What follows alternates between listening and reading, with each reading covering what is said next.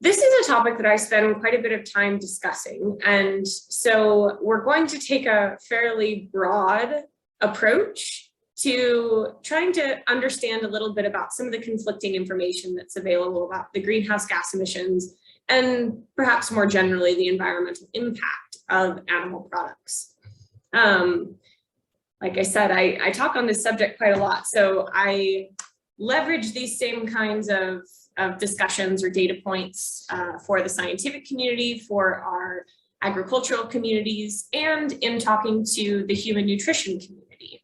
And so, as you think through some of the material presented, it's always useful to think through how different communities within our societies may benefit from thinking about some of these questions around greenhouse gas emissions of animal products from a variety of different angles. Notably, I think it's really important to address up front that there's a lot of differences in the types of information that one can find about the environmental impact of animal products. Very likely, folks on this call have probably seen everything from, animal products are the key to addressing environmental impact challenges in agriculture, all the way up through animal products are the reason why we have environmental impact challenges in agriculture. So by the end of this discussion, it's my hope that as a team, we'll be able to advance communication skills around discussing what environmental impacts of agricultural systems are, how we do things like quantify or understand those environmental impacts, and then how really tricky nuances and kind of the background material behind those calculations can lead to pretty dramatically different conclusions about what a logical way forward for a food system would be. So as we talk through these different slides, I want to point out that we're going to take a food system approach to this discussion. And the reason why that's the case is because we can't think about any individual part of the food system without considering the remainder of what's going on within that system. And for most folks that have an agricultural background or are professionals in our agriculture sector, this is kind of a no-brainer because it's this complexity in our food system that we think about on a regular basis.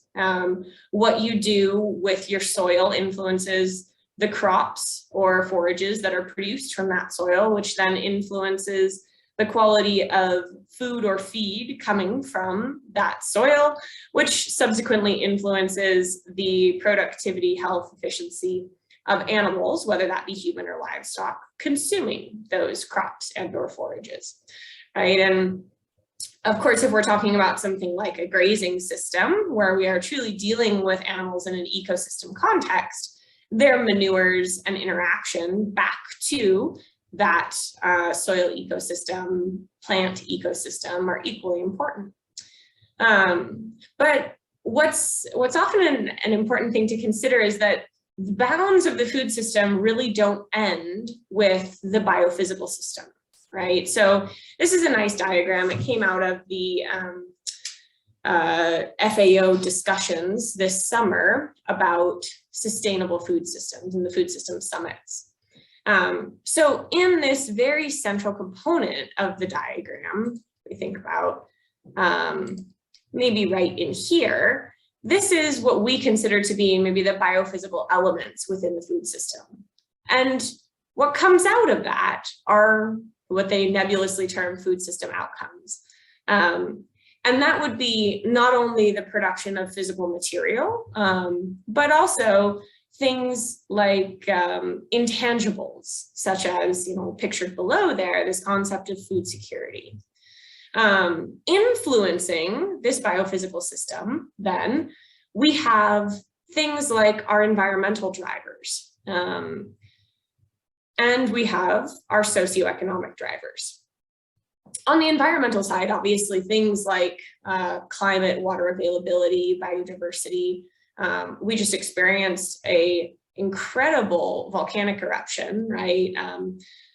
I don't think that there's tremendous impact of that on agriculture yet, but these types of natural weather events or drivers are also important to think of. And those feed into the system.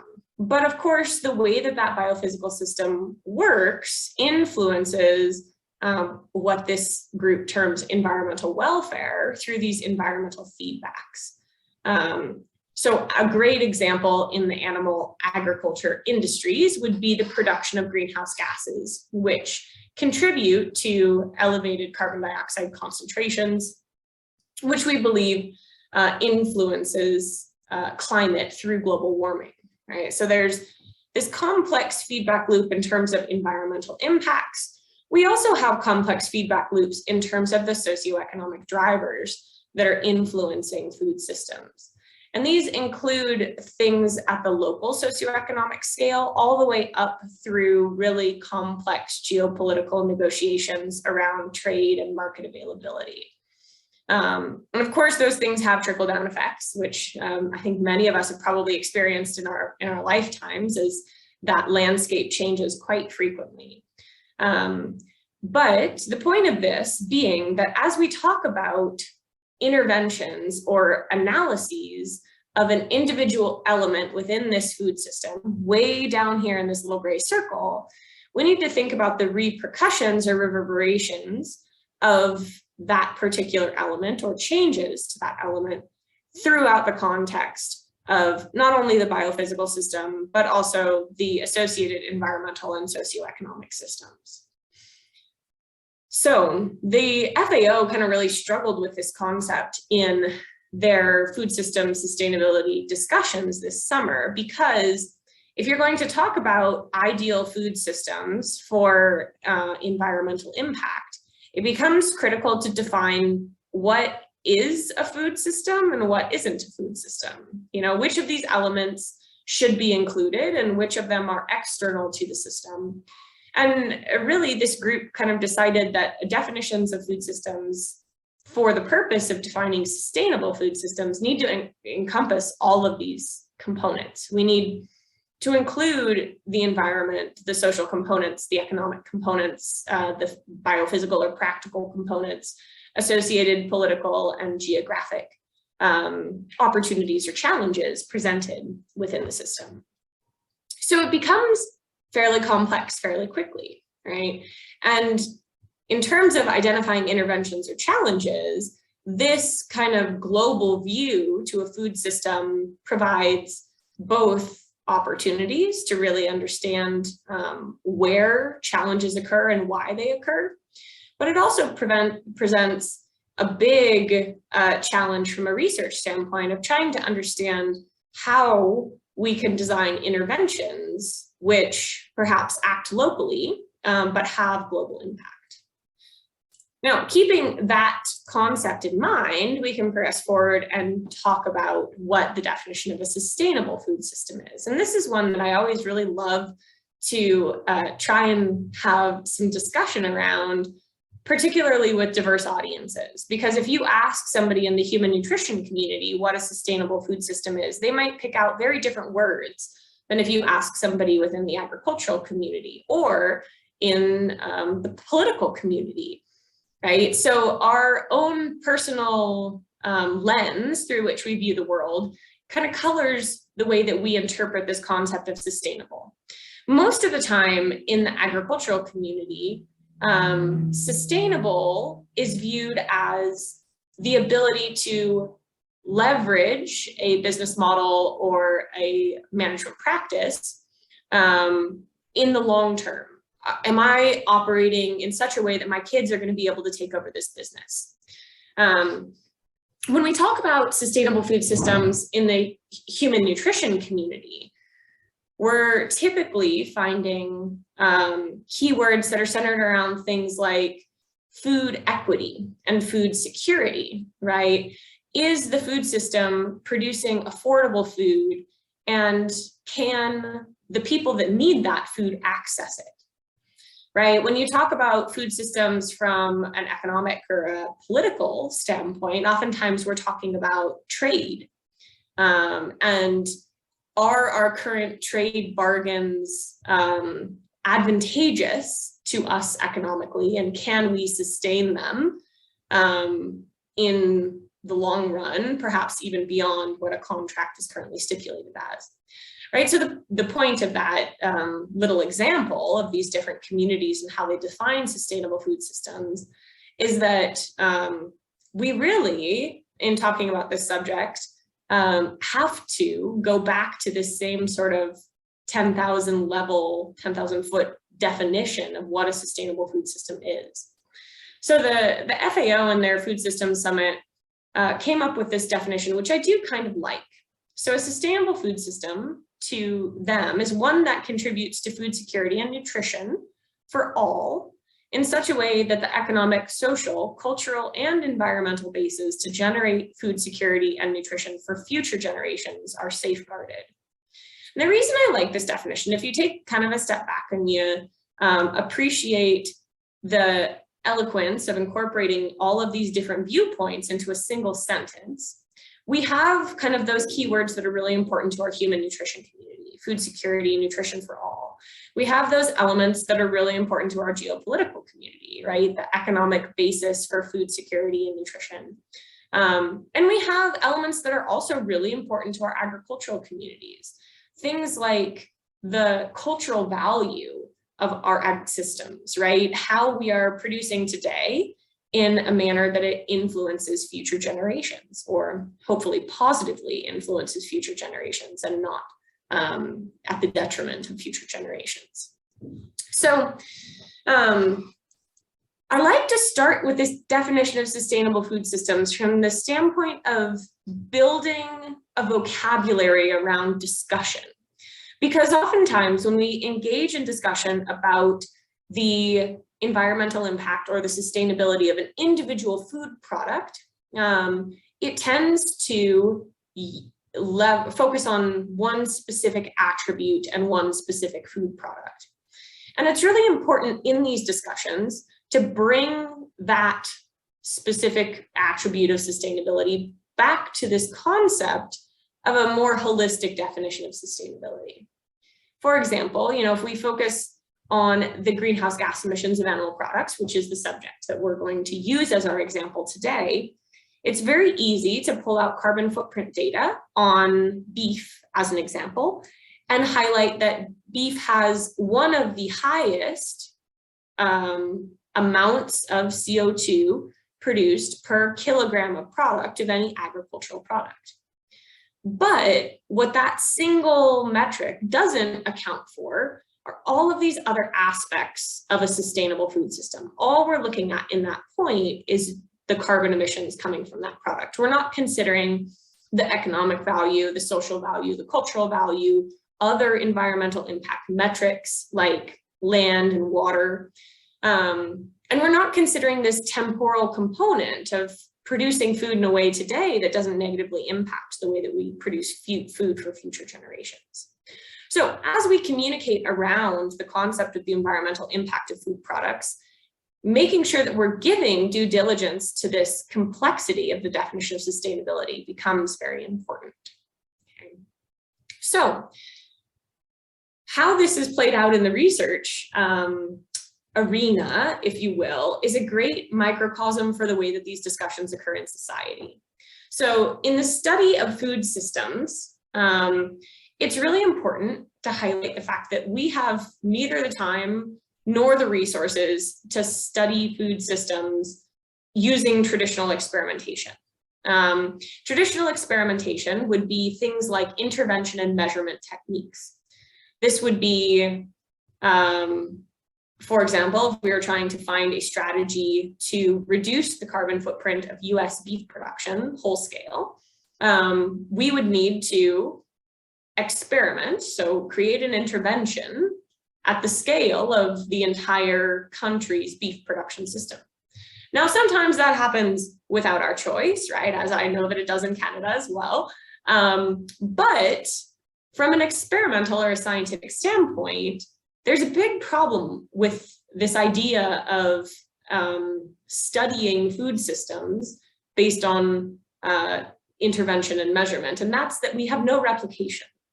So if we were to create some sort of intervention in a US food system or a Canadian food system, we don't have a replicate for that food system to be able to understand whether any sort of change associated with that intervention was due to the intervention itself, or maybe it was just due to correlated factors that change over time. What this means is that we're reliant on different experimental tools. We can't use traditional experimentation to solve this problem of sustainable food systems. Now, if we had infinite time and infinite resources, perhaps we could, but the reality of the situation, as most of us are aware, is that even despite the pandemic, global population is expected to reach close to 10 billion people within the next several decades. The availability of water and land resources to produce animal products, or to produce agricultural products, excuse me, is already limited.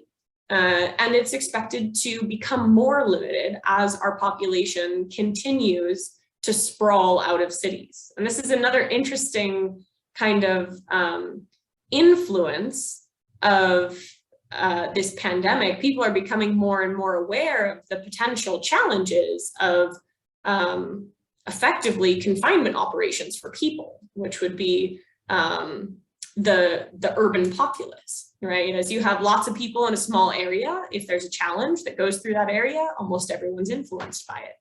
So more and more people at an increasing rate are moving to greater land area. That land area is coming out of agricultural production in many cases, meaning that there's less available to support food production. At the same time, we have the challenge associated with climate change, that greenhouse gas emissions from anthropogenic activities, including agriculture, are influencing the climate. And then we have this simultaneous challenge that agriculture is influenced by the climate, as we've already talked about. So finding simultaneous strategies to adapt to and mitigate climate change is a key priority of our agricultural systems. And then we also have these challenges that we are becoming increasingly aware of from a human nutrition community about the equity and accessibility of food. So all of these together point to a need for timely and efficient ways to study food systems so that we can find solutions that compromise among these different pressures that we're experiencing today. We've already said traditional experimentation is not going to work, right? We can't identify several different potential interventions that we would like to test on a country's food system or even a county's food system, because we simply don't have the time or the resources to use that approach. So what we're left with are these different experimental lenses for studying food production systems. This FAO document that was put out over the summer around food system discussion categorizes these quite nicely. So they call them positive and normative lenses or approaches to food systems research. A positive lens is going to help develop, you start with trying to develop sufficient understanding of the system's structure and function as it currently exists in the real world. And then based on that understanding of the structure and function of the system, try to identify points of entry for desirable change. The converse of that would be a normative assessment, where we attempt to define a set of objectives. And then we aim to shape systems to serve those stated objectives. Okay. Now, what's the practical difference between those? Again, we can come back to this concept of greenhouse gas emissions in animal agriculture. A positive research approach to understanding greenhouse gas emissions in animal agriculture would look at the current sources and sinks, would look at how animal source foods, the profile of greenhouse gas emissions going into them, and would try and identify which of those greenhouse gas emissions are the best potential points of entry for desirable change. So if we think about something, again, like a beef production system, which is a great example when we're talking about carbon emissions because we hear so much about it. in developed systems like in the US and Canada, the majority of our greenhouse gas emissions are going to be coming from the cow-calf sector, and just over half of those emissions are going to be methane. And so a lot of folks would use that as justification to say targeting methane emissions, and specifically targeting them from the cow-calf sector, would be a place where we have a tremendous opportunity to influence the environmental impact, or specifically the carbon footprint of beef production systems. A normative assessment of an agricultural system, then we start with defining our objectives. So if we're talking about the way that this is done in the literature, and we'll go through a few of these examples in a minute, typically what happens is we start with objectives that are based on our global challenges. We want a food system that's carbon neutral. We want that food system to produce enough food for a population of 10 billion people. And we want it to produce a profile of food that we consider to be healthy. And then we ask the question, given those parameters, how could we design a food system to get there? Now, these are basically opposite ways of asking the question. The first says, what do we have today and what can I do with it?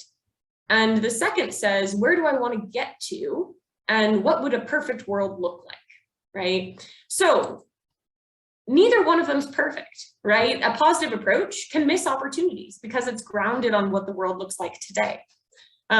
Same thing, a normative approach can be quite unrealistic because it's not grounded on how the world functions today. But the nice thing about these two approaches is that they are very much complementary. And this divisiveness between the two approaches, I think, is very analogous to the types of division that we see in our discussions around environmental impact of animal agriculture. Too often we start with environmental agriculture, or excuse me, the environmental impact of animal agriculture is a problem, or the environmental impact of animal agriculture is not a problem. And in reality, the world exists in shades of gray, right? It is not binary. And there's value to looking at both of those perspectives, just like there's value to looking at both of these different approaches to the way that we study food systems. Okay.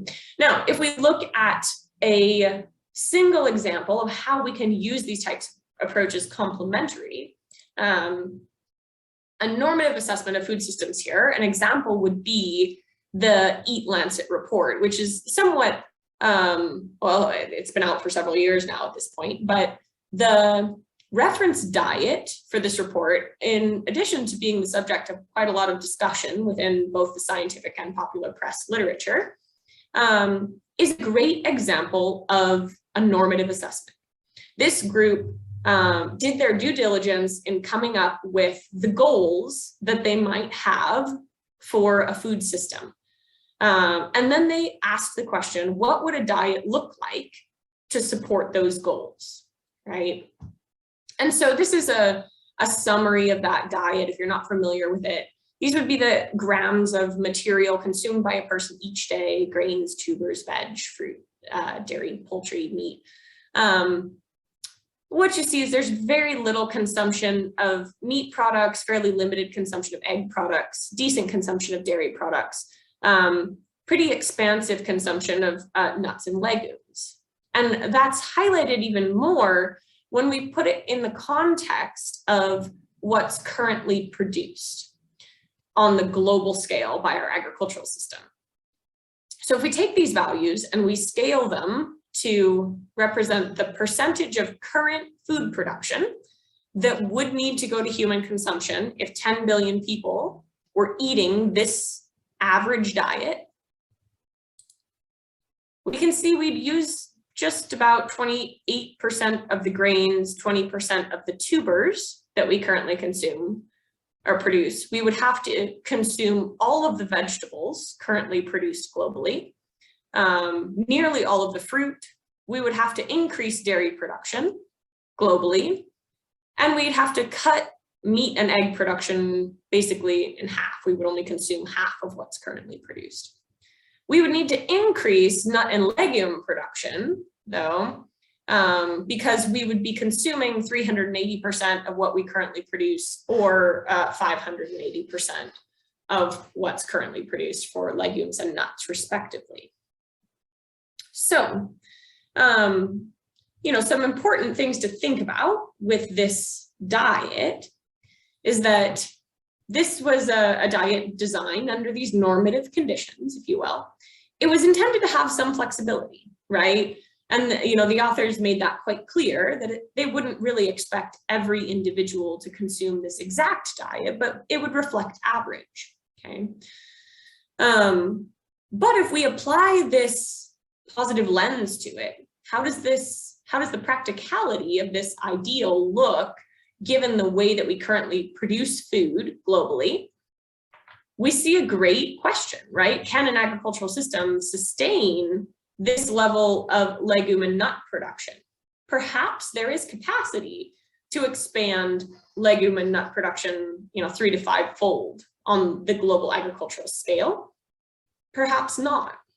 And if not, or if it's infeasible to do so within a small timeline that we have to work with, we can use this complementary approach to examine an alternative, right? As one example, we can make better use of the meat and egg products that we currently produce, and make better use of some of the tubers that are currently produced to change this diet a little bit. And what that means, we now see that we're in no case exceeding what we currently produce, but these two diets have the same number of deficient nutrients. The exact same nutrients are deficient, and that would suggest that they are somewhat nutritionally analogous, okay? The other neat thing about this is that by using this kind of complementary approach to how we approach the discussion around sustainable food systems, we can see that our current food system actually produces enough food to feed a population of 10 billion people, which is pretty exciting. The challenge, as I'm sure you've probably identified, is that we would need to be consuming almost everything that we produce. And for perishable products like vegetables and fruits in particular, our current waste of those products is often in excess of 40%.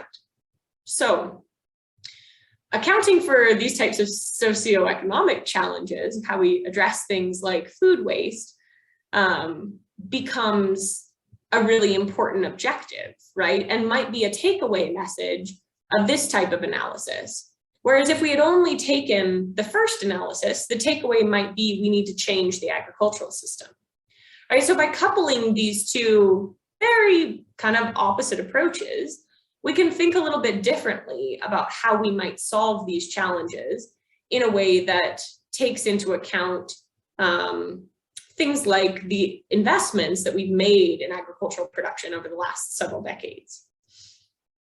Now, as we go through these types of food system assessments, there's a couple of important take-home messages that I would like to emphasize, and then we'll go through some of the importance of context. So, in understanding the environmental impact of any food product, and animal agriculture in specifically, given the amount of variation around how we talk about environmental impacts of animal agriculture, it's really important to highlight that complexity is a necessary evil in these discussions, right? We can't study food systems at the global or the systems level using traditional experimental techniques, as we've already discussed. And what that means is we really need to take these types of 10,000 foot level assessments and think about what they mean for the different dimensions of the food system, and scaling that geographically, right? So we might think about how this type of information scales to our farm, or we might think about how it scales to the region that we live in. And instead of thinking of things like the exact specifics, like how do I get constituents within my county to consume 23 grams of eggs per day? It's not really what we're talking about here, right? We're talking about learning from this type of assessment to think about the big picture things. So for example, how do I market a product to help minimize the waste associated with that product, right? That's a question that can be asked across geographical scales. We can ask that question in our own purchasing habits for food, all the way up to societal level interventions and policies designed around more efficient utilization of food, right? And acknowledging the fact that how we apply a potential intervention is going to differ across those geographical scales or those different dimensions is really important, right? The way that we might intervene on something like food waste in, one portion of the country might differ substantially from how we would intervene in a different portion of the country. So complexity is really critically important. And oftentimes when we find ourselves in disagreements or apparent arguments around food system environmental impact, it's because we're trying to make the problem too simple, right? All products have this environmental impact. Environmental impact X is greater than environmental impact Y, therefore product X is bad and product Y is good. The world is not that simple, right? We need to, as a human species, become more comfortable with the fact that our food system is incredibly complex, and trying to find interventions relevant to changing that system is going to require equivalently complex thinking and equivalently, many times, complex planning for those interventions. It's also really important when we think through these lessons learned from kind of the global context to understand that compromise is also a necessary evil. If there was a one-size-fits-all solution to simultaneously address all of those aspects of sustainability, recall there's a temporal aspect, there's a human health and societal well-being aspect. There's an environmental aspect. There's also a social cultural aspect, right? If there was a system that already addressed all of those things, we would probably be doing it. And it's ironic to say it that way because many people would use that as the argument to say that our current systems are sustainable. We've evolved to this particular configuration of agriculture because it does meet those needs. But I think most of us, if we're honest, can appreciate that oftentimes the way that we've evolved to this particular configuration of agriculture has had different weight on those particular objectives. Perhaps we focused more on things like our economic objectives and less on other aspects, right? And that's absolutely critical, right? It's how we run businesses, which at the end of the day are what our agricultural enterprises are. But as our businesses are healthy, we then have the opportunity to ask questions about how we additionally weight our decision-making towards some of these other types of practices. And again, coming to this concept of compromise, it's likely unrealistic to expect that we are going to find management interventions or designs for food systems that simultaneously benefit all of those aspects of sustainability. So what we need to be focusing on is where those trade-offs exist. So for example, perhaps there's trade-offs between healthy food and environmentally friendly food. Okay. Now, I put this one up here because most people think that we're talking about animal products, that you can, because frequently it's touted that reducing consumption of animal products is going to have a win-win in terms of improving human health and improving environmental health. But if we look at what happens to an agricultural system, if we omit animals from that system, we end up with a lot of cereal grains available for human consumption. And cereal grains are not well balanced for large amounts of consumption in humans, right? They have many nutrients that are not well represented, and that's why they're part of a healthy diet, but they don't comprise the entirety of a healthy diet. And although they have much lower environmental impact than things like our animal products, we would expect there's a little bit of a trade-off there. Of course, there's other dimensions here when we think about that kind of social cultural dimension and the economic dimension, but just one example that oftentimes, a solution which is focused maybe too heavily on one of these dimensions can lead to negative impacts in other dimensions. The final kind of thing that we need to be thinking about for these kind of balances within the food system, we talked a little bit about the importance of complexity and complementarity. And the last one would really be about compromise, right? This is a word, at least in the US, that we don't talk too much about, right? It's my way or the highway. I think you guys in Canada are actually much better about this. But acknowledging the fact that within agricultural systems, moving toward all of these different objectives is going to require some sort of compromise it really shouldn't be unexpected.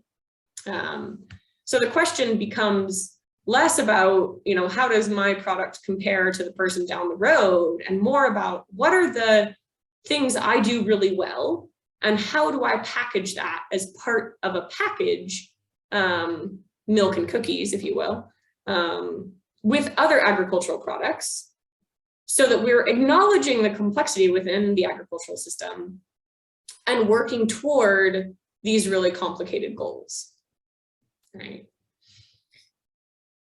Now, I like to put this up because this is also thinking about these problems, it's easy to think about them back to our personal scale, but thinking about them kind of exploded out to the global scale, I think, is equally important. If we think about complexity, this is the breakdown of sources of different minerals, essential for human consumption, based on continent. That's each of our groupings here, and broken out by food type. So, for example, close to 50% of the human edible zinc produced in Africa is coming from cereal grains. The numbers then next to the columns represent the proportion of the population's requirement that's met by the current agricultural system.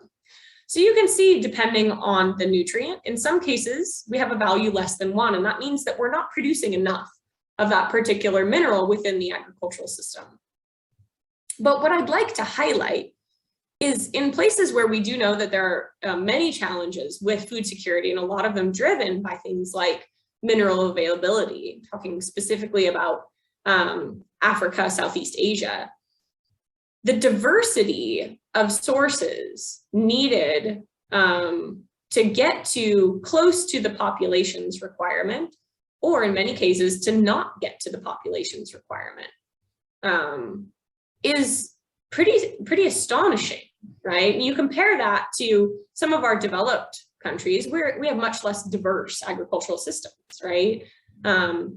But this complexity in how people are needing to put food products together to meet their requirements is increasingly more important at the global scale than it is perhaps in the local context, or that's a different way of viewing that challenge of complexity, I should say. We will leave the value judgments out of it. That's probably inappropriate. When we think about this concept of complementarity, this is kind of a fun example. We're looking here at milk. Milk is the last product in each of these graphs. And The first graph is showing the kilograms of each individual food product that a person would need to consume to meet their calcium requirement. Okay, if you notice in this graph here, calcium is a big problem globally, and particularly in our developing countries. We're not producing enough calcium to meet the needs of our population. These numbers don't account for anything in terms of losses associated with distribution and waste. So when you layer those on, calcium is one of the few nutrients that we don't produce in sufficient quantities today to feed that population of 10 billion people. So if we are consuming an individual product exclusively to meet our calcium requirement, this is how much of that food we would need to eat on a daily basis. The second graph here then shows if we ate that much food, what proportion of our energy requirement would be satisfied. And you'll see in this case, from consuming milk, we're meeting about 30% of our energy requirement. And for many of these other products, we would be consuming much closer to 100% of our energy requirement. And actually, the way that this subset of foods was selected was the subset for which, if we consumed enough food to meet our calcium requirement, we would not exceed our energy requirement. The other 100 some odd foods that are tested in this analysis all exceed the energy requirement of a human if you are consuming enough calcium. We can then look at collateral benefits, right? So this is the proportion of the phosphorus requirement that's satisfied, or in the lower right graph here, the proportion of the riboflavin requirement satisfied. And milk does a nice job of providing enough phosphorus and enough riboflavin while providing a low source of energy. If we look at some of the other nutrients that are low sources of energy, oftentimes they also fail to meet things like perhaps our phosphorus requirement, riboflavin. So there are these individual nutrient trifectas or groupings, if you will, associated with different food products, and understanding what a food brings to the table from a nutritional standpoint is really important to helping understand how that food fits into a balanced diet. And oftentimes when we think about foods, we use our governmental terminology around them. They are a good source of one particular nutrient, or an excellent source of that particular nutrient, or perhaps they satisfy your daily requirement for that nutrient. But we don't talk about the multifactorial elements of nutrient profiles very well. So thinking through not only the nutrient profiles of foods, but also dry matter consumption of foods for humans is part of this concept of food complementarity. Again, bringing it maybe back to a higher level. This is a terribly challenging graph to read, but I will highlight what's going on here. This is a look at the correlations between production of nutrients. That's kind of this first set, all the way from here where we talk about energy up to there where we're talking about calcium, or production of food types. So here where we're talking about eggs, all the way down to here where we're talking about cereals. Our food type data is standardized as the proportion of weight produced within an individual country's economy. The nutrient data is the proportion of that country's population that their requirement would be satisfied by the production of that nutrient within their country. And then way up at the top here, we have per capita greenhouse gas emissions, per capita water use by the agricultural system within that country. And what you see if we're looking at per capita water use, none of these are very dark colored, and none of them are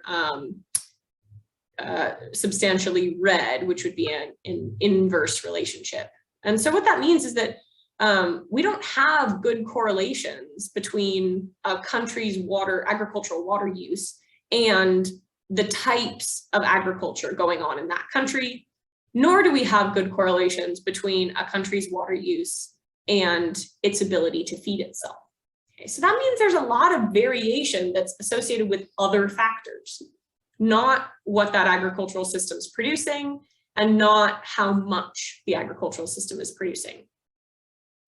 If we look at greenhouse gas emissions, that's the second one here, we see some systems, so systems that are producing more fruits and berries tend to have lower greenhouse gas emissions.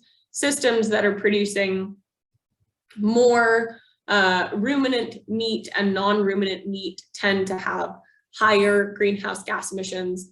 But when we compare that to our nutrient values, what we see is that production of sufficient nutrition for a population is just as correlated with per capita greenhouse gas emissions as is something like the proportion of the agricultural system devoted to animal products. So it's a nice way to remember that, there are some trade-offs. So for example, focusing on something that is beneficial for greenhouse gas emissions may not be for water use. But perhaps more importantly, we can certainly work to reduce per capita greenhouse gas emissions, but we need to think about a way to do that that doesn't compromise our ability to feed our societies, right? Because just based on the existing global data, those countries that have very low per capita greenhouse gas emissions also are not able to satisfy their population's nutrient requirements. So at the global scale, or even oftentimes back at maybe the more local scale that we're comfortable with, these discussions about food system environmental impact or sustainability really become a question of economics. And that's a big challenge. So anytime you're approaching these discussions about the sustainability of animal products, remember that what you're talking about is really an economic discussion where we don't have a common currency. Okay? To some people, the value associated with environment is greater than the value associated with feeding a population. To me, it's not, but that's my personal values. Similarly, to some people, something like focusing on the economic viability of a business is going to be more important than focusing on the environmental impact of the products produced. We have a lot of examples of that, right? So acknowledging the fact that we're trying to have a discussion that is based on how we value multiple different facets of sustainability without a common currency or a common metric is an important kind of prerequisite to having a functional conversation around sustainable agriculture. Because at the end of the day, these types of assessments are always going to be subject to some sort of value-based comparison. Okay. So, I want to talk a little bit about animal source foods specifically and global health, and we'll kind of transition to talking more specifically about environmental impact of animal agriculture at this point. So this is a pretty famous graph. It's produced by Rockstrom and colleagues in 2009, and it is the source of what we call these boundaries around a sustainable human system. So a safe operating space for humanity, if you've heard that term. And what Rockstrom and colleagues found back in 2009 is that humanity already exceeds a safe operating space in terms of its biogeochemical nitrogen and phosphorus flows, the rate of biodiversity loss, and climate change and greenhouse gas emissions. So our discussion topics around animal agriculture are actually very pertinent to these three components. Our discussion topics are going to focus on things like land use, land quality, water use, water quality, and greenhouse gas emissions. And as we go through these, we're going to highlight some challenges that lead to a lot of these misunderstandings or confusion in understanding the metrics around environmental impact of agriculture. So we're going to start with a nice statistic. This is from the FAO. Livestock production and land is their document, right? 26% of land globally is used for grazing. And the quote from this document is that each year, 13 billion hectares of forest are lost due to land conversion for agricultural uses, such as pasture or cropland. Okay. Now, you'll see down here, I have these little indicators. This document is citing a global statistic, and that statistic is from this range of time between 1997 and 2012. The reason I'm including this information about the source and the context of that statistic is because in understanding environmental impact of any food product, and specifically animal products, given how frequently these numbers are cited, it is absolutely critical that we understand the geographical scale or location associated with a number, the time scale or the focus associated with that number, and the objective or the intent behind the number. And this last portion, I'm not trying to say that people have malicious intent with statistics, though I think we could probably argue that. What I'm trying to say is that the way the number is presented needs to make sense in the context of presentation. And we'll talk about that in a little bit more detail as we go. So we looked at this FAO statistic. 26% of land used for grazing, 13 billion hectares lost per year. We can go to the FAO data. This is the same source, right? We're dealing with a global number. Our time scale is a little bit different. We're looking at a contemporary number that's produced from 2005 to 2018. Okay. In 2005, this is the thousands of hectares in each of these land types. In 2018, this is the thousands of hectares in each of these land types. And what I've calculated for you is the change in terms of hectares per year. So what we can see is that indeed our tree covered areas are declining. They're declining at about 120,000 hectares per year, which is nowhere near our 13 billion hectare per year number, likely because we're talking about a different time scale, right? Interestingly, if we look at grasslands, which is what most of us would probably identify as grazing area, grassland losses on a global scale are actually greater than those incurred in tree covered areas. Where we see increases would be in things like shrub covered areas, aquatic or flooded areas, and in herbaceous crop production. Okay. Now, again, if we look at, these are global numbers. If we look at these numbers on a regional basis, here we're looking by continent and then individual regions within those continents. And our change in land use, hectares per year, is shown on our x-axis here. We're going negative would be a decrease in land use for that particular type, whether it's grassland, herbaceous crops, tree covered areas. And an increase or a positive number would represent an increase in land use for that type. So if we're looking specifically for decreases in tree covered areas, what we see is that most places around the world are actually increasing tree covered areas. There's a few places that have small decreases, and we see two areas where there's very large decreases. One of which would be Northern Africa, and the other would be South America. In Northern Africa, we see decreases in all three types of these land uses. There's decreased tree-covered land, decreased grassland, and decreased crop production or herbaceous crop production.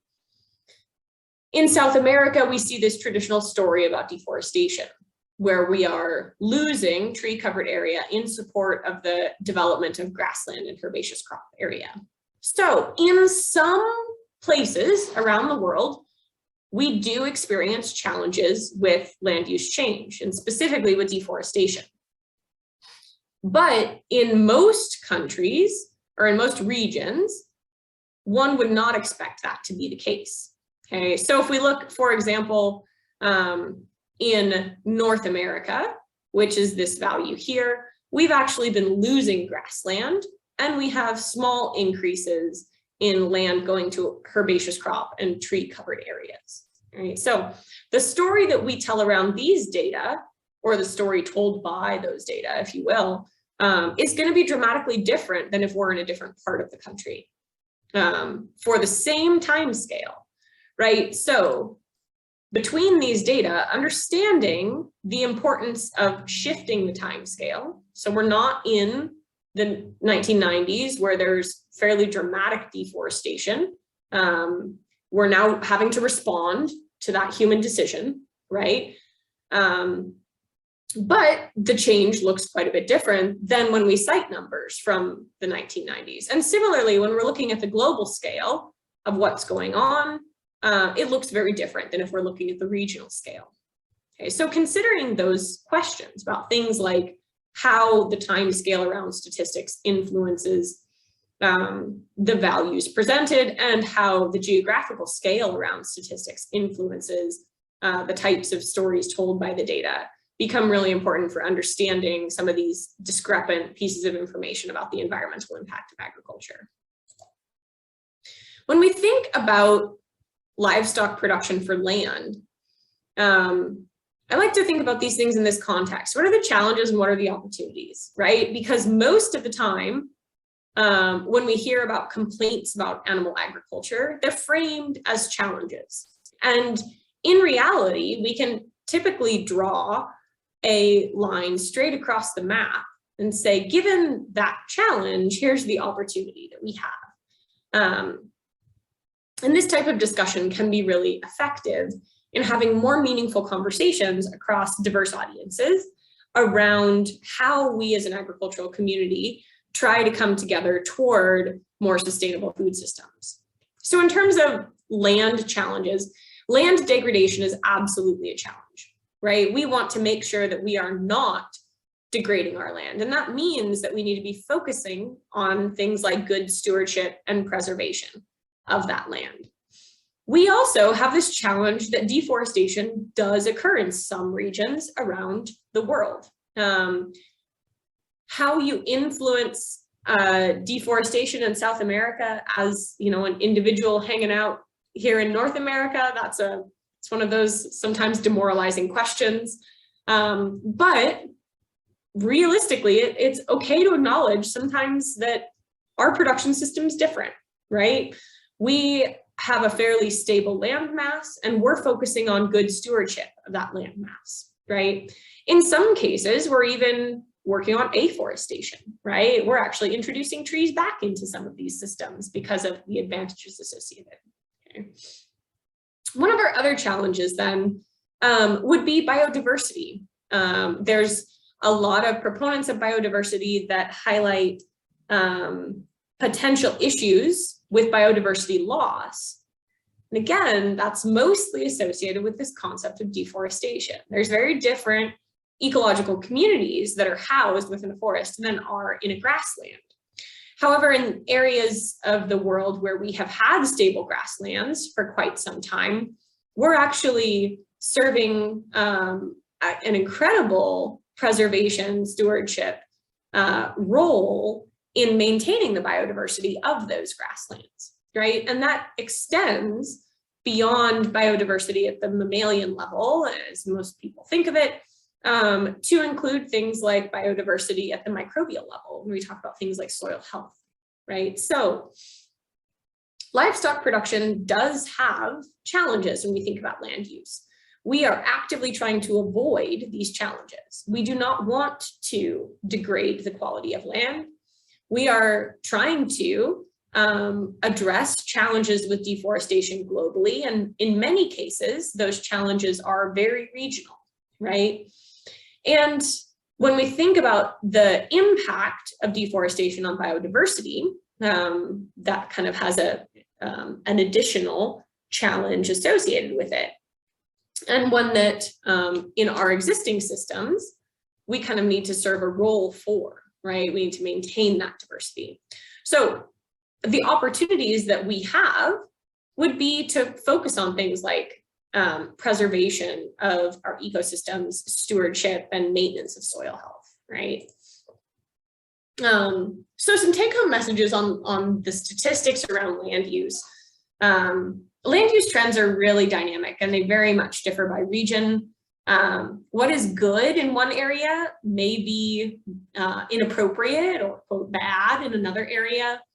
And proper management is really essential for animal productivity and for the environment, right? So this is one of those places where we do see co-benefits, where there is both an economic and an environmental incentive to manage land resources appropriately. And as a result, I think we see a lot of these types of operations being fairly successful because they're focusing on aspects that are going to improve their productivity and they have environmental co-benefits.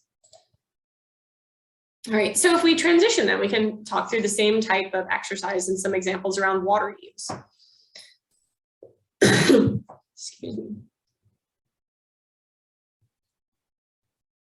So this is where we can look at that third element of our critical context clarifications, right? So these are some data from McKinnon and Hoekstra from 2010. And then we obtained some moisture data from the USDA Foods List. These are global averages, and they are from around 2010 because they were numbers contemporary to the publication. So the first numbers over here are the liters of water per unit of energy obtained from these different types of food products. So this is a water footprint on an energetic basis. And we see sugar crops have a very low water footprint compared to our animal products, pork, lamb, and beef, which have elevated environmental impacts. So do nuts and poultry products, right? Now, sugar crops likely have a very low environmental impact because of the denominator of this fraction, right? Sugar is incredibly efficient energy source for humans, right? It just feeds it to some children and you can see energy at work, right? But sugar crops don't really provide us a lot of co-benefits, anything other than energy, such that if we do something like express these values on a protein basis, we actually get a nil value there because you're dividing by 0. So it's not that sugar crops are a win-win for water use on an energetic and a protein basis, right? It's that we can't actually visualize this number because it's a non-real number. Okay. Similarly, if we look at the way that some of these things repattern, right? Fruits looked pretty good on an energetic basis, but on a protein basis, they're actually the worst product out there. Now, we talked about whether the numbers make sense, okay? Why do we consume fruits? Is it for energy and protein? Not typically. Typically, we're consuming fresh fruit to satisfy our vitamin and or mineral requirements, right? So it doesn't really make sense to compare fruits to other food products on an energetic or a water basis. Now, for some things, it does make sense. Cereals look really good on an energetic basis. They look okay on a protein basis.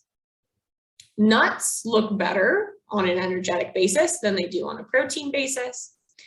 And we see, even if we're expressing our animal products on a protein basis, they still are not terribly competitive with some of the staple crops like cereals or pulses. But again, right, you got to think through what the numbers are talking about. So here we're talking about liters of water per gram of crude protein on an as-fed basis. Okay. If anybody in the room here has taken a basic animal nutrition course, one of the things that we talk about as an important tenet of ration balancing for humans when we compare not for humans, ration balancing for livestock, when we compare different sources of potential nutrients, i.e. comparing different feedstuffs, is that we need to do that comparison on a dry basis, because the water content in feedstuffs is going to dramatically influence the proportion of other material in that feedstuff. And if you have a bunker of silage and it gets rained on today, the values are going to look very different than if you take a sample in the middle of the summer when it's been dry for several days. Okay, so thinking through this challenge of expressing these materials on an as-fed basis, which includes the water, is really important, because products like fruits, vegetables, and animal products are high moisture, right? So as a human, when we consume something like a steak, a large portion of that weight that we're consuming is actually water, right? Our body treats that water just like the water that we drink, okay? So if we look at adjusting this water use from a situation where we have water on both sides of the fraction, which doesn't make a lot of sense, to looking at water per gram where we do account for that moisture, our values look a little bit different, right? We have to scale this on an exponential scale, really, because something like nuts that are a dry product have a much greater water footprint on that basis than does something like animal products. So again, thinking through whether the denominator of these numbers is sensible to facilitate comparison is also really important in understanding some of these differences in environmental impact associated with animal products, because oftentimes we skirt over the denominator. Oh, it's a carbon footprint. I don't care what the footprint is of. Maybe it's on an energetic basis. Maybe it's on a protein basis. Maybe it's on a weight basis.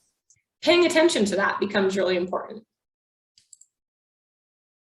Right, so if we look at water quality is also an important consideration. And this gets into this subject of greenhouse gas emissions, because water use and the impact on nitrogen and phosphorus in surface water is a common complaint against livestock production. So these graphs show, again, from the FAO on a regional basis from around 2010, irrigation water use or irrigation fed from groundwater, right? We can see there's a couple of different hot spots where we're primarily acquiring irrigation from groundwater, and there's lots of diffuse utilization of irrigation in many of our agricultural areas. If we overlay that with these data, which again are from around 2010, again on a regional basis, we're looking at manure nitrogen in this top graph, phosphorus in the bottom graph, or applied fertilizer nitrogen in the top graph, phosphorus in the bottom graph. We can see that manure nitrogen is co-applied in a lot of these similar areas where we have irrigation fed from groundwater, as is really our total applied fertilizer, nitrogen and phosphorus. So understanding the impact of applying manure in terms of the nutrient deposition into our waterways is an ongoing concern, and one where we have good opportunities to address that, particularly with our feeding operations, one where we should be thinking about our impacts there. Okay. So again, if we think about framing this idea of livestock production and water use in the context of challenges and opportunities, we want to be finding strategies to reduce competition between humans and agriculture for freshwater resources in particular. That includes reducing water use. It includes limiting the degradation of freshwater resources, and that in many cases means the responsible management of manure. But the opportunities that we have that aren't often talked about in livestock production would be things like the fact that we produce high moisture products, right? So although we have a lot of water going into those products, that water is still available for human consumption. We can talk about the importance of land management for preservation of our water resources. And then increasingly, we see opportunities to leverage precision tools to more efficiently utilize water resources. So some take-home metrics here, water becomes a really complicated environmental challenge, and it's one that I think we'll hear more and more about over the next several decades. And as we look through things like water use and water quality, single metric comparisons of the environmental impact associated with water are probably impractical. As an agricultural community, though, we really need to think through what the best or the most sensible way to express things like water use of different food products is, because it's important to understand where we have opportunities to reduce water use. I think it's also really important as an agricultural community to highlight that we have a responsibility for preservation of our water resources, and that there's opportunities that have already been taken advantage of, right, to facilitate that type of preservation. And there's additional opportunities as we learn more about precision management to do an even better job of safeguarding our freshwater resources. All right, the last one then is the one that we're going to focus on, which is going to be livestock production and climate change. So when we think about this concept of humans exceeding their safe operating space, again, things like biogeochemical nitrogen and phosphorus flows point to the water quality questions that we just talked about. Things like biodiversity loss are addressed by the land use change questions that we kind of skirted through in that land use discussion.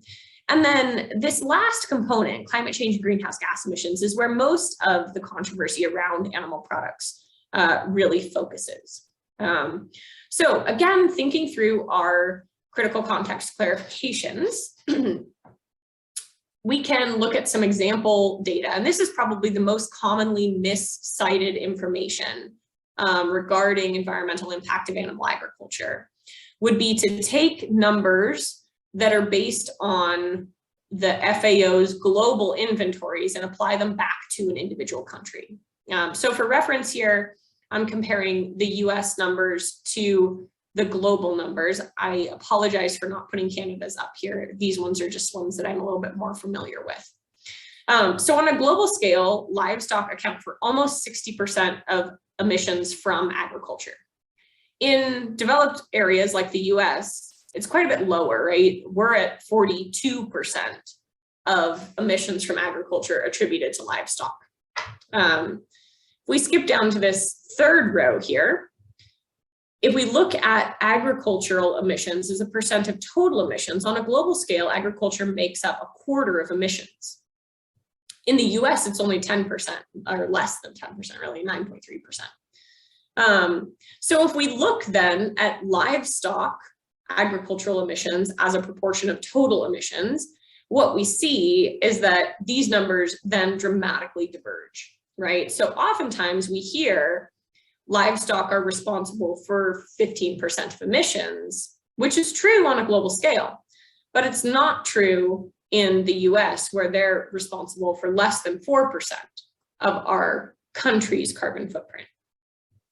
The other challenge we see with these numbers is a misunderstanding of agriculture versus a particular part of agriculture. So oftentimes we'll see things like beef is responsible for 25% of emissions.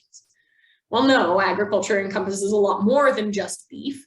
And so understanding that agriculture refers to an entire agricultural system is an important opportunity for discussion around some of these statistics that are oftentimes misunderstood. Right, so if we think about these types of comparisons, we have the opportunity to really, think through the importance of greenhouse gas emissions coming from animals. Because although something like 4% on the US scale doesn't sound like a lot, it still is a fairly large chunk of emissions. And so there could be compelling arguments to say that, dramatic restructuring of animal agriculture could contribute to, up to a 4% reduction in emissions from the US, which considering that the US is one of the top 3 greenhouse gas emitters on a mass basis, becomes pretty important on the global scale. The other data that are frequently used to kind of highlight the challenge, the environmental challenge, greenhouse gas emissions challenge with animal agriculture are again carbon footprints. So this first panel here shows the carbon footprint of really cereal grains, vegetables, eggs, dairy, poultry, pork, aquaculture products, ruminant meat, and highlights the fact that as we move into the production of animal source foods, we also experience higher greenhouse gas emissions in comparison to something like production of cereal grains.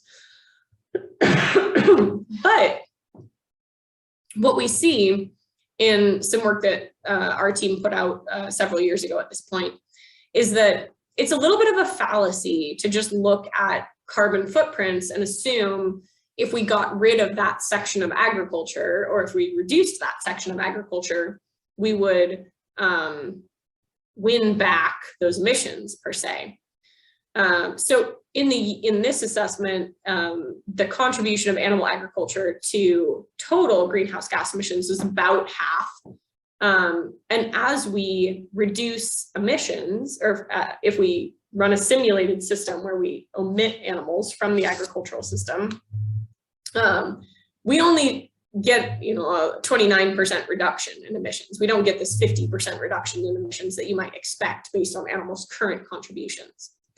And a big reason why there's a difference in those numbers is that right now, a lot of the emissions associated with production of some of these other materials are allocated to livestock because livestock consume those feeds. Same thing, a carbon footprint encompasses a lot of CO2 associated with crop production because that crop production activity is essential for consumption by those animals. So there is a potential benefit to reducing consumption of animal source foods on a carbon basis, but it's not on the scale of what you would expect from the differences in CO2 emissions. And the accompanying data with this study also suggests that as we shift toward agricultural systems with fewer animal products, we also have more nutrient deficiencies within our food systems. And so again, there's this idea of trade-off, right? We might have an environmental benefit. It would be fairly small, and we would have more challenges with meeting the nutritional demands of our population. That being said, again, it's really important to highlight the story doesn't stop there. The discussion doesn't stop there. It is really important to think about reducing emissions. And I think that that's something that's important for all sectors of society, not just agriculture. So I'm not saying that, this is a important thing for only agriculture to consider. I think all of us should think about our daily lives and how we can move toward slightly more environmentally friendly practices. And the main challenge with this need to reduce greenhouse gas emissions is associated with the carbon cycle. And this is something, it's funny because I think we usually learn this in elementary school, that there is cycling of carbon on Earth, right? We have natural fluxes of carbon, which come into and out of the ocean, and into and out of our vegetative and animal populations on the terrestrial land. And this balance, right, most of the time, at some point we've learned about photosynthesis and respiration, right? This balance between CO2 that is produced through respiration and CO2 that is leveraged by our vegetative material on Earth for photosynthesis has been maintained for quite some time. And what's happened to change that balance, which has led to the increase in CO2 accumulation in the atmosphere, is abrupt changes in land use associated with sustaining a dramatic growth in our population, and fossil fuel contributions and industrial processes that are taking carbon that used to be in low turnover pools and liberating that at high rates into the atmosphere. Now, what goes into calculating a number like this, a carbon footprint? In livestock production, we have three primary sources of greenhouse gas emissions. It's not just CO2 that we consider, right? So when we're talking about a carbon footprint, we're not really talking about this natural flux of respiration from the animal. We're talking about the conversion of carbon that was previously perhaps captured in this natural balance into methane, which is a higher potency greenhouse gas emission, and the production of things like nitrous oxide from manures. Nitrous oxide is about 3 times as potent as CO2 in terms of its global warming potential. Methane is about 25 times as potent as CO2. And so quite literally what we do with those numbers when we calculate a carbon footprint that includes carbon dioxide and methane and nitrous oxide is take the mass of carbon dioxide produced, add it to the mass of methane multiplied by this global warming potential, close to 25, and add that to the mass of nitrous oxide multiplied by its global warming potential, which is close to 300. Now that seems like a pretty simplistic way to represent a pretty complex global phenomenon, right? And that's come under question recently, where the group out of Oxford University has highlighted that our way that we account for CO2 emissions and its equivalence for these other greenhouse gases doesn't really make sense in the long run, okay? So if we're in a situation where we have rising CO2 emissions, we're going to experience increasing warming at an increasing rate, okay? If we're in a situation where we have constant CO2 emissions, constant line here, we're still going to experience increasing warming associated with that CO2 because it's in the atmosphere for so long.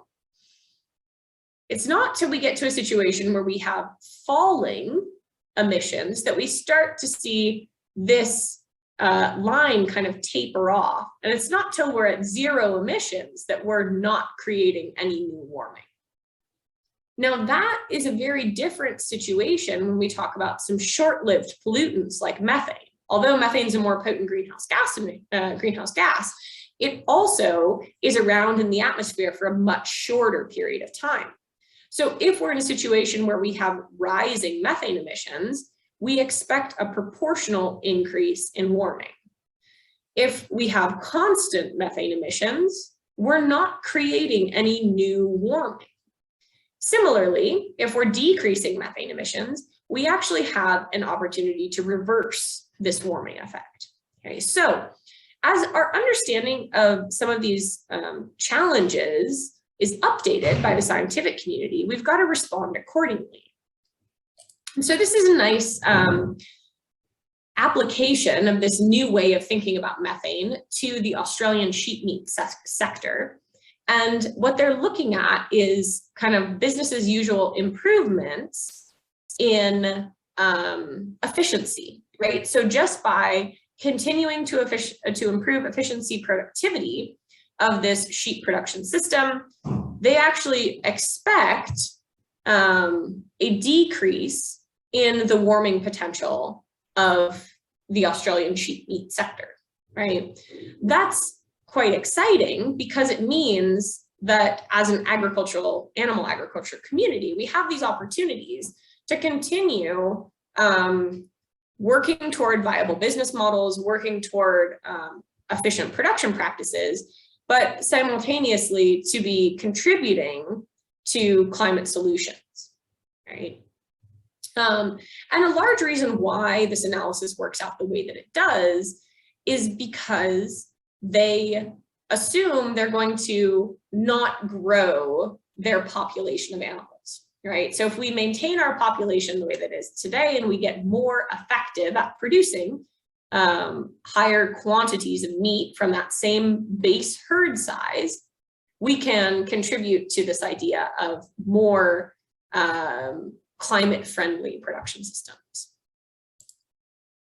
Similarly, if we look at kind of the global dynamics, this is the methane produced from buffaloes, cattle, beef cattle, goats, sheep, and swine in Africa, the Americas, Asia, Europe, Oceania, and then the global trend. And where we see challenges are these boxes that I've highlighted in red. These are the areas where we had increasing methane emissions from our populations. So if we look in the Americas where we are, we had an increase in our cattle populations up until around about 2000, right? And we're really starting to somewhat stabilize those populations. And that's an important objective, to maintain some degree of stability, to allow for somewhat stable methane emissions. And again, that puts us into this scenario where we are not contributing new warming associated with having those animals around. We're in an even better scenario in situations like this, when we look at like the sheep populations or the methane from sheep populations in the US. Now that's largely because of that business becoming less and less economically viable. And so that's probably not a sustainable solution in the long run for those individuals involved in that industry. So we need to think about kind of those collateral impacts as we talk about these types of reductions. But what it does mean in the global context is the sheep industry over the past several decades has been in this type of situation where they're actually dropping emissions and as a result are contributing to climate solutions. All right, so we think through some of the take-home messages around carbon. Animal agriculture does contribute to climate change, but doing something drastic like eliminating consumption of animal products or eliminating animal agriculture entirely is really unlikely to result in a productive solution because of the complexity around this definition of sustainable food systems. We need to be focusing in our conversations around carbon specifically on decreasing production of short-lived pollutants like methane.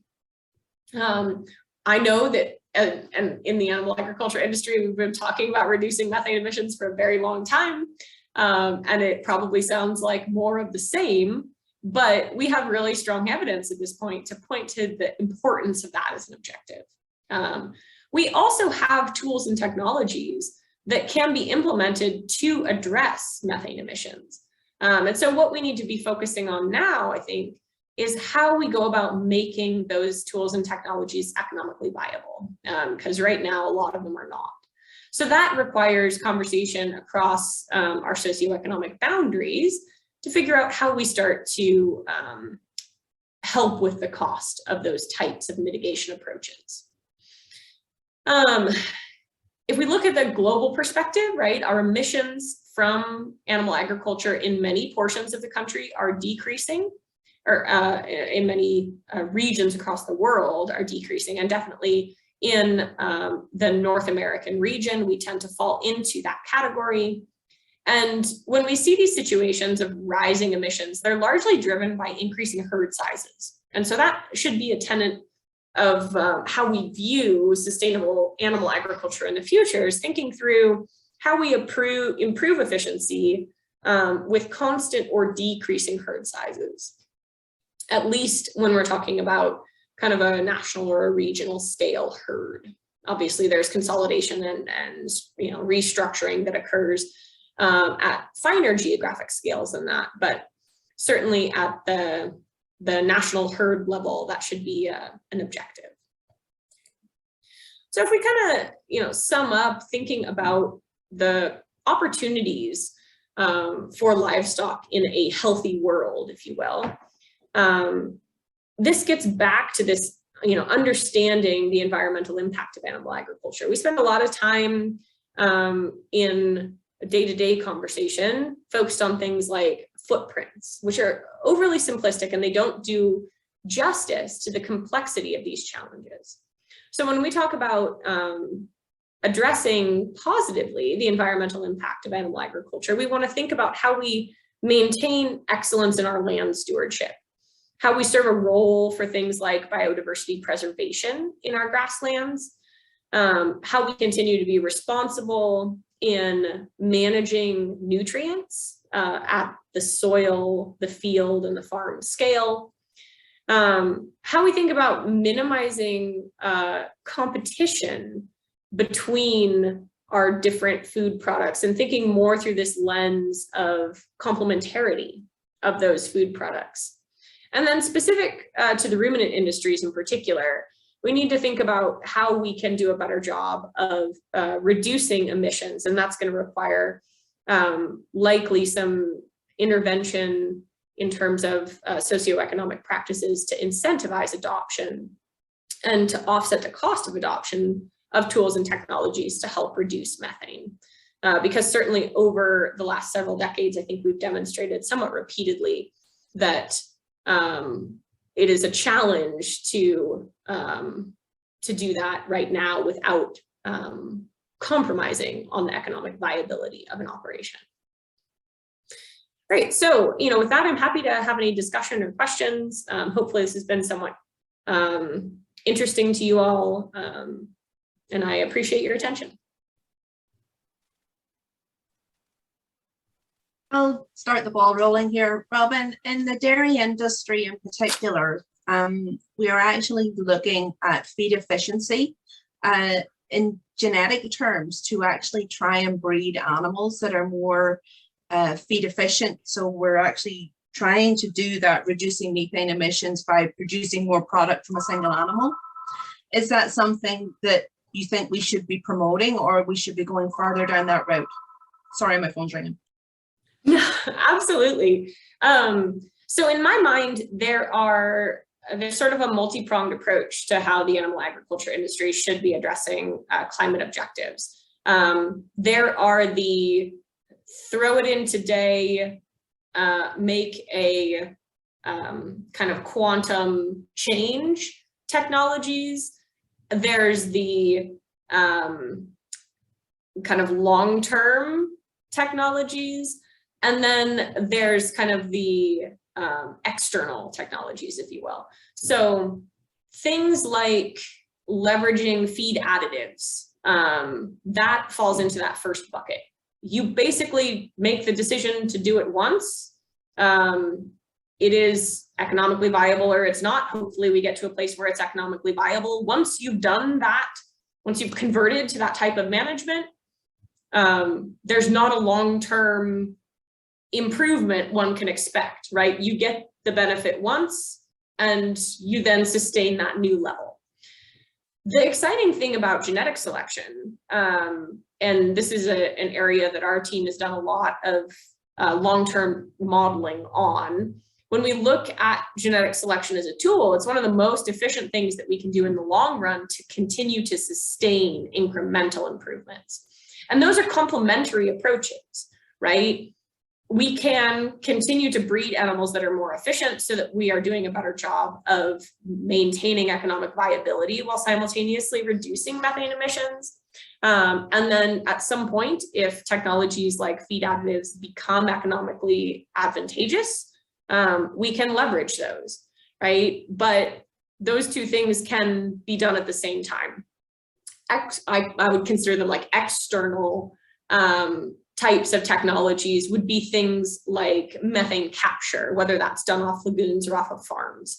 And again, that's something that kind of is done once and you have the benefit, but it's at a much different economic scale than when we talk about something like a smaller adjustment to management.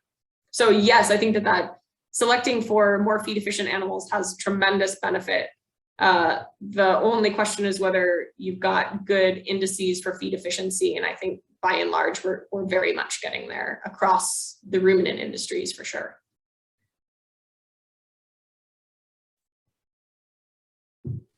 Do you have a follow-up, Vicky, or are you good? No, I'm good. It's just interesting, you know, to come from a base. It would be really good to know where the base of the population is to see how much improvement we're actually making. But I think, like what you said, Robin, we don't even have a base level that every country's measuring things the same. So it's very difficult for us to state what improvements we're making if we don't know where we are. Yeah, I think the best numbers, even in our data intensive regions or countries, tends to be milk production and number of cows for the dairy industry. Milk composition obviously goes into that as well, but we don't have effective strategies to do cost-effective screening for something like methane emissions to understand where we are today. So we have to kind of base it off of how many cows is required to support this level of productivity, and then we apply a lot of assumptions in the middle. Yeah. There's a question in the chat box from Karina. She asks, why are dairy numbers much lower in carbon usage than in ruminant meat production when they're the same animal type? Oh, I can get myself in trouble answering this question. And we do have dairy and meat producers on this call. I'm going to apologize, and I'm going to take the opportunity to encourage you guys as an example audience to have a lot more discussion around this. The way that carbon footprint numbers work, you first set a system boundary, and the Canadian system is very much like the US system in that we talk about dairy and beef, and we don't talk about animals that go back and forth between those systems. And that's a challenge because the way that we've kind of consolidated around a system boundary for beef production, all of the environmental impact of raising dairy animals for harvest is accounted in the beef industry. And that's not to say that it's a large portion of the impact, but if that impact was attributed to the dairy industry, the carbon footprint of dairy would look considerably different than it does. The other reasons why dairy carbon footprints look much lower than beef carbon footprints are simply the mass of material produced per animal. So a beef cow produces 1 calf per year in an ideal situation. That means basically every other year, since those animals take 2 years to reach, or less than 2 years in our systems, but you know, for easy numbers, you can call it that. They take close to 2 years to reach maturity. So pretty well every other year, that cow produces a large mass of carcass product. You compare that to a dairy cow that's producing mass of product 305 days a year, it adds up to be a considerable difference in terms of the mass of material produced in the dairy industry versus the beef industry. But again, there's kind of these back and forth subsidies between those two accounting systems that we need to, I would say, get ahead of as an industry in the way that we talk about them, because the dairy industry doesn't have a lot of options for what it should do with surplus calves. And I think that there's some good examples in Canada around the social challenges of surplus calf euthanasia instead of raising those animals, right? And definitely we see a lot of public backlash in the Australia, New Zealand systems. And so there's sort of a social subsidy that's going on by putting those animals into the beef industry. And there's an environmental cost associated with that. Both of those things are important in terms of the sustainable food system discussion. So thinking about how we work together as a ruminant industry, I think is, in my view, the best way forward for everyone.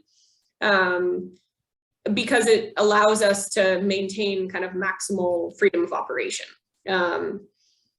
If we start to do a lot of these, comparisons within the ruminant industry, you can imagine a lot of finger pointing and things that just they're not productive, right? They are, in many cases, the same animal that we're dealing with. And, I don't know, how's the trend on dairy beef in Canada? Is it going the way that it is in the US, where it's very much an interest for increasing proportion of producers to be exploring that as an option? And as we see more and more of this kind of facilitated exchange of animals between those two industries, we blur the lines between them even more. And finding ways to make sure that we are all mutually successful, I think, should be a prominent goal. But that's my my soapbox on it. That's just fine. If I Other can comments? comment on what Robin said, I think there is a huge move towards dairy beef in Canada, and it's primarily because of the genetic selection that we have been doing. So they kind of go hand in hand. But I was wondering, is there any nice way where dairy can actually be a friend and offset some of beef's emissions? Because at the end of the day, we're making some of the beef too, and it's not fair that beef is carrying the can, whereas we actually probably have a higher carbon footprint because of the transportation and processing involved with dairy. So I would say there has to be some way that we can actually go to the public and say, yes, beef has a higher footprint, milk has a lower footprint, but it's not actually that they're both separate, that we have to find some way to marry the two to actually decrease beefs, lift dairies a little, but actually make us look that we are sustainable in the long term, because you can see, milk alternatives in terms of nuts and those kinds of things is not sustainable in terms of water. Yeah, so I've done the numbers out a little bit, and it does become really interesting to treat it as an entire system. And there's some early analyses on this out of like the English and Irish suckler beef systems, and comparing those to either individual industry on a just massive food produced basis. And that does quite well. So instead of talking about carbon footprint per kilogram of milk or carbon footprint per kilogram of meat, you talk about the system together, and the average comes up a little bit for dairy and it goes down a little bit for beef, and you kind of meet in the middle. But you are talking per unit of product. The place where I think we really have an opportunity as an animal ag industry, though, is to focus on those specific nutrients that we really are providing to humans, right? We're here because we provide really high quality nutrients to people. And when you talk about beef and dairy, not as beef and dairy, but as sources of nutrients, you can also express a carbon footprint that way, to say, it's not that the Canadian dairy industry has a carbon footprint of, a kilo per kilo of milk. It's that the Canadian ruminant industry is producing protein with a carbon footprint of whatever that value becomes. And I would argue, or I would estimate that that value is probably very advantageous compared to many other sources of protein that are available. Same thing, you can look at some of the critical minerals, vitamins, and essential fatty acids that are really in high concentrations in animal source foods, and creating a comprehensive dialogue around the nutrient profile of beef and dairy. I think there's a tremendous opportunity there. Wonderful discussion. Jenny asks in the chat, can you elaborate on the tools and technologies you refer to decrease methane production and emission? And second part of the question, do you know how these approaches are incentivized in Canada? So I would kind of break them down into like large scale dietary intervention. So for example, you can dramatically reduce methane emissions using one very tried and true diet intervention for any ruminant animal. And that would be converting the animal to a concentrate-based diet. That is much more expensive. There's potentially long-term animal health challenges that you need to consider that are going to be very different from a grazing system.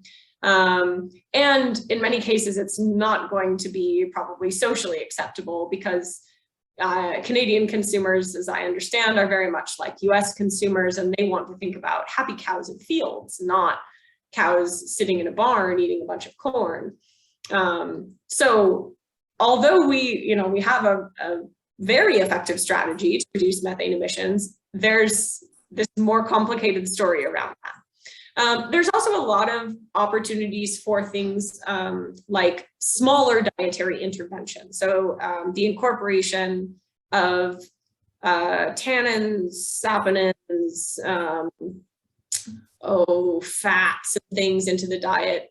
And for the most part, we see moderate reductions in methane emission. But the challenge with those types of products is that we don't have great evidence that those reductions in methane emissions are sustained for the long term.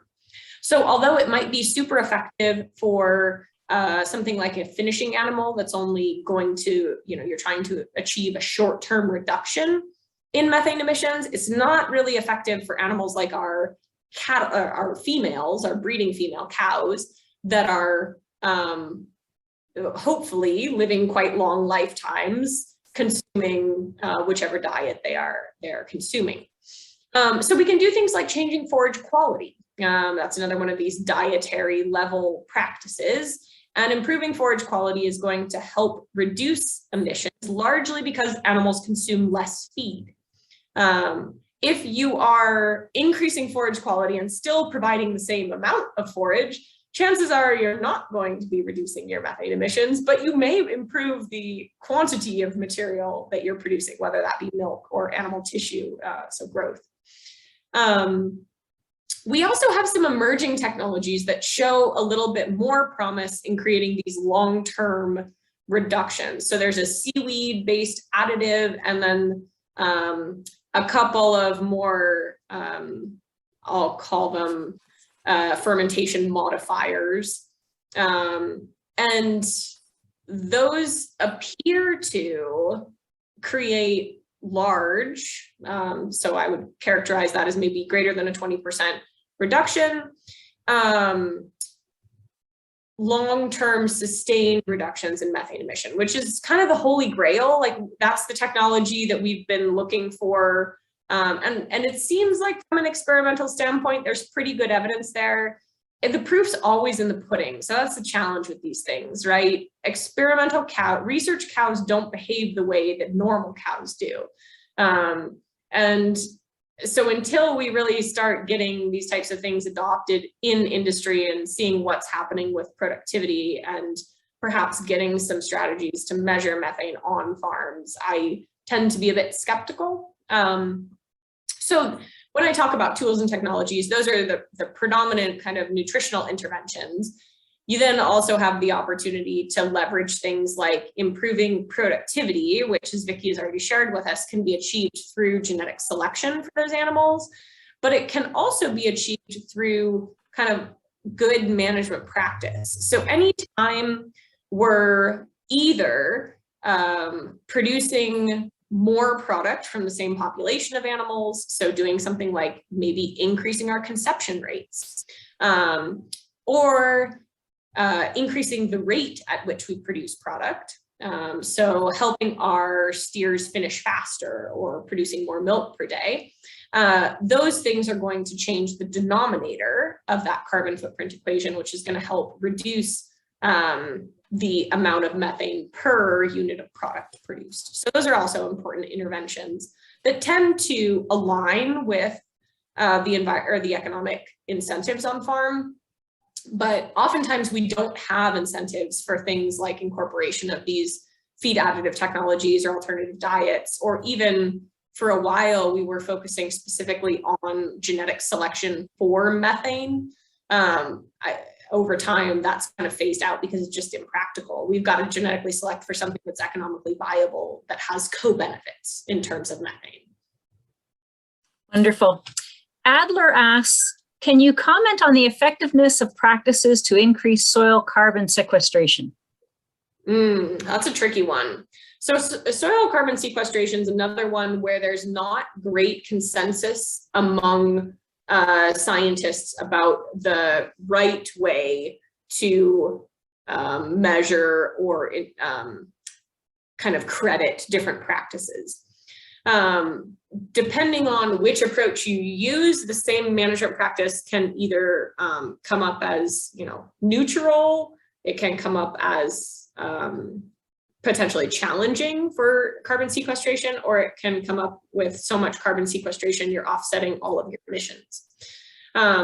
So I tend to be a little skeptical about the idea of achieving like a warming neutral or a carbon neutral ruminant production system based on leveraging carbon sequestration, simply because I don't see a lot of compelling evidence there within the scientific literature, but definitely in terms of focusing on things like maximizing productivity of animals from forage-based systems, maximizing productivity of forage, both of those tend to have benefits in terms, or you can't achieve those without appropriate self, right? So there's likely a co-benefit there where we are improving the sequestration of carbon in the soil while we can simultaneously improve the resources available for livestock production. Not being a soil scientist, I'll probably end my discussion there, but it's another one that we have a lot of debate on, probably even more so than the methane thing. People get really nasty with each other about carbon sequestration, which is always an eyebrow raiser for me, but we're almost at 3 o'clock, but there's another one here. What sort of effect, or any, would we see with a huge move from grazing livestock to feeding concentrates? Would there be a big move of acres from pasture land to corn, et cetera? Oh, to me, that's the same kind of question as what would happen if we got rid of livestock. I just don't see it being feasible. If we were to put animals into CAFO type structures and increase feeding of cereal grains, there's a possibility that you would see that. You'd see land area coming out of pasture and going into production of feed for livestock. But I think, in the US and in Canada, we don't actually feed all that much in the way of cereal grains as diets for our concentrate fed animals. We use a lot of co-product and byproduct materials, some of which have their own markets because they're used that extensively as feed products, but a lot of them are kind of the byproduct of other industries. And so from my standpoint, we're in a really good spot there because we don't have this high degree of competition between what our livestock consume and what humans consume.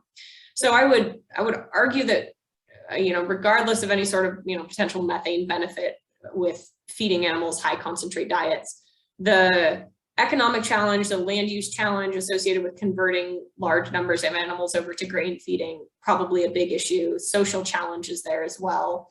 And then the kind of collateral environmental impact of changing from a situation where we have really good utilization of non-human edible resources back to a point where we're consuming a lot of human edible resources is probably not advantageous.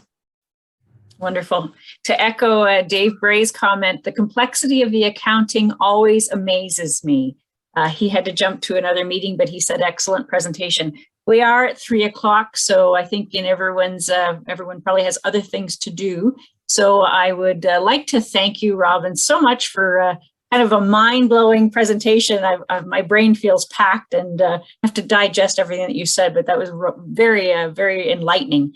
If we were somewhere like in Markdale, we could clap and make you feel happy that you were with us. But yes, we could do what Philly's doing and do some clapping. So thank you so much.